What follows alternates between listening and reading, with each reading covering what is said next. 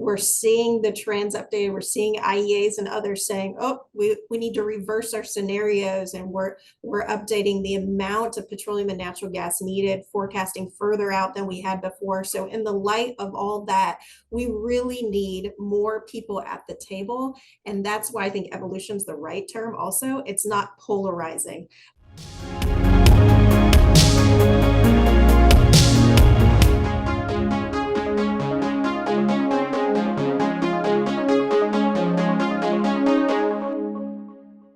Welcome to an episode of Strategic Conversations. We host insightful discussions with top business leaders.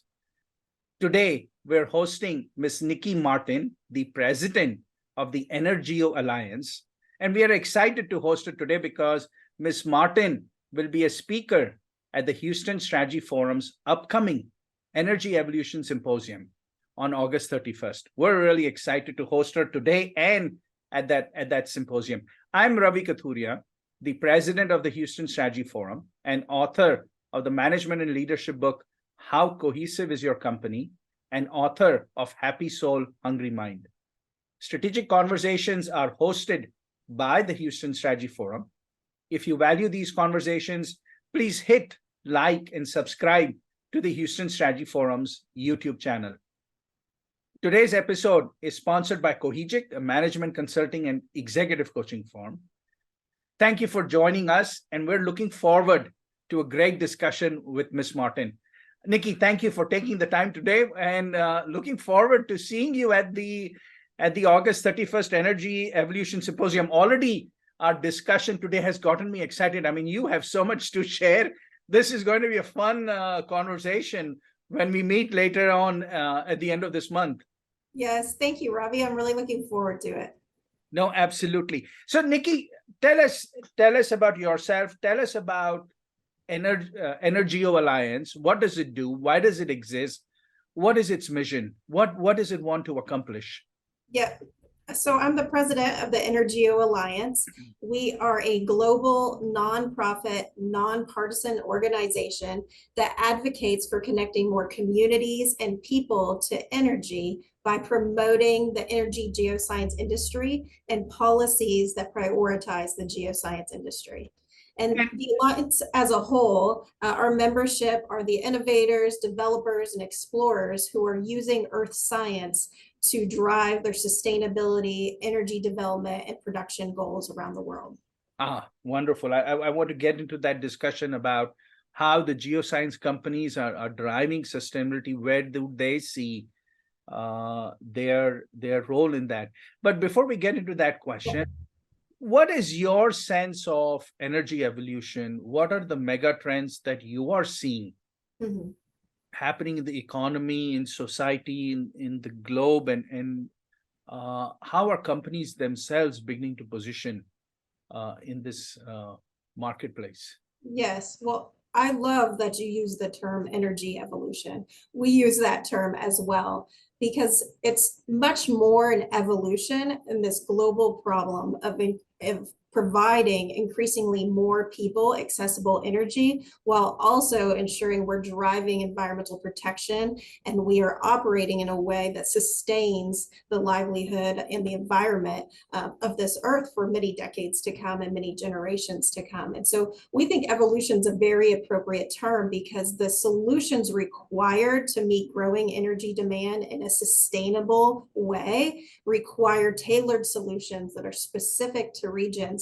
And what is the right solution for us sitting here in energy rich Houston, Texas looks vastly different than the solution that's required to evolve sub-Saharan Africa, where currently 600 million people have no access to energy whatsoever. And 30% of the world currently is cooking over unclean sources of cooking fuel, kerosene, animal dung, coal. That is something we need to change. And that is, I would say, a mega trend that needs addressing. And I'm not sure how many people are aware of this, but the UN has sustainable development goals, and one of them is eliminating energy poverty. And we've actually increased this past year, and it's set to increase again this year, the number of people without access to energy. The number of people that are in some level of energy poverty is close to 60%, and the number of people without access to any form of electricity at a community level is over 10%, and that number is added to every year. We've got to reverse that mega trend.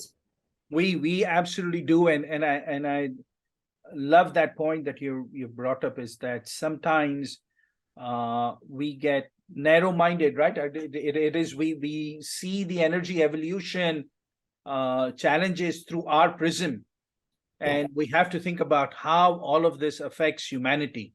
Thank you for sharing those statistics about how many people in the world are still deprived of energy, right? They do not have energy availability. So, and I appreciate you talking about the term energy evolution.